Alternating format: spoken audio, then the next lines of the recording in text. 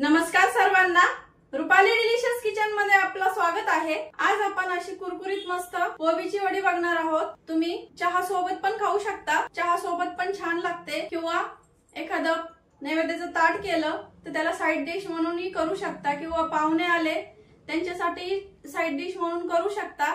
तर मग चला कुरकुरीत आणि खमंग कोबीची वडी बघूया आणि साहित्य बघूया आणि रेसिपीला सुरुवात करूया।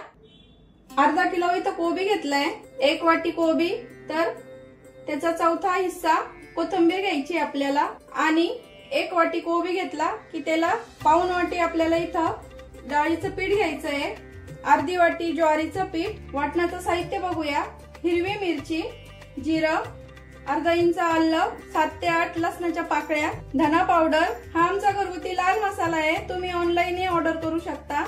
लाल मसाला आणि नाशिक स्पेशल काळा मसाला, हळद, 2 चमचे आपल्याला इथं तीळ घ्यायचे, पांढरे तीळ, उन्हाळा आहे त्यामुळे नाही घेतले तरी चालतील। अर्धा चमचा ओवा, हा मसाल्यातला चमचा आहे, हा अर्धा चमचा इथं ओवा घेतलाय, आणि चवीपुरतं मीठ घेतलंय।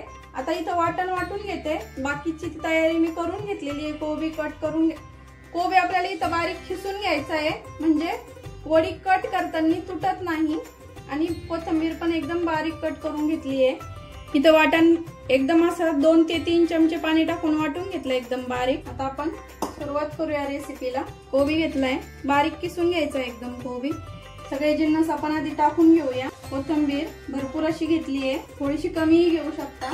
डाळीचं पीठ, कोबीचा गड्डा किती मोठा आहे त्यानुसार तुम्ही डाळीचं पीठ कमी अधिक, थोडंफार कमी अधिक होऊ शकतं। ज्वारीचं पीठ घरगुती, लाल मसाला, पाव चमचाला थोडीशी जास्त हळद, अर्धा चमचा धना पावडर, पांढरे तीळ मी अर्धे आत्ता टाकते, अर्धे नंतर आपल्याला रोल जेव्हा बनवू तेव्हा टाकून घ्यायचे, लावायचे रोलला। ओवा, आणि सगळ्यात शेवटी चवीपुरतं मीठ। आता हे वाटण करून घेतलेलं आहे, हे आपण इथं टाकून घेऊया सगळं। आता हे सुके जिन्नसच आपल्याला असे पूर्ण मिक्स करून घ्यायचे पिठामध्ये, अजिबात पाणी वापरायचं नाहीये। वाटणाला जेवढं आपण पाणी वापरलंय तेवढ्यामध्येच, कारण कोबीला त्याचं स्वतःचं पाणी असतं। कारण मी कोबी खिसून घेतल्याच्या नंतर त्याचं पाणी काढलेलं नाहीये, अजिबात पाणी वापरायचं नाही।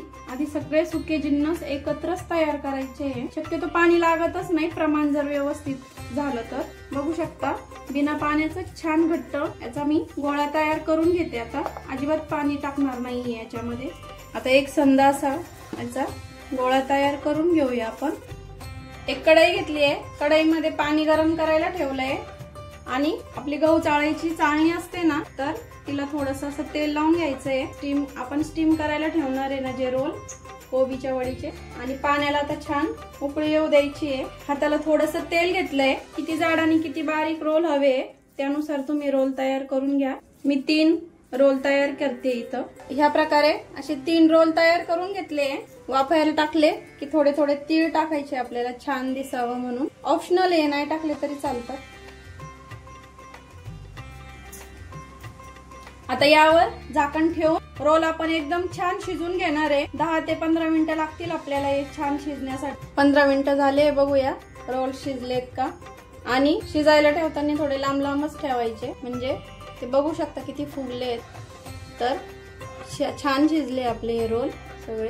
आता एकदम थंड करून घ्यायचे आणि मग कट करायचे आपल्याला, आणि मग आपण तळून घेऊ शकतो, किंवा जे डाएट करतात ते असे पण खाऊ शकतात, बिना तळलेले किंवा शालो फ्राय केलेले। एकतर आपण शालो फ्राय करू किंवा तळून घेऊया। सर्व रोल आता आपले थंड झाले, आणि कढईमध्ये तेल गरम करायला ठेवलंय। तुम्ही हे 8 दिवस फ्रीज मध्ये साठवून ठेवू शकता, तुम्हाला वाटलं तेव्हा तुम्ही हे तळून खाऊ शकता। इथं तेल गरम करायला ठेवलंय कढईमध्ये, तोपर्यंत आपण असे मध्यम स्लाइस मध्ये आपल्याला कट करून घ्यायचे।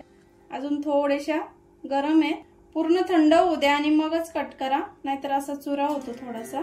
या पद्धतीने अशा मस्त वड्या कट करून घेतल्या आता मी इथं। आता आपण तळून घेऊया।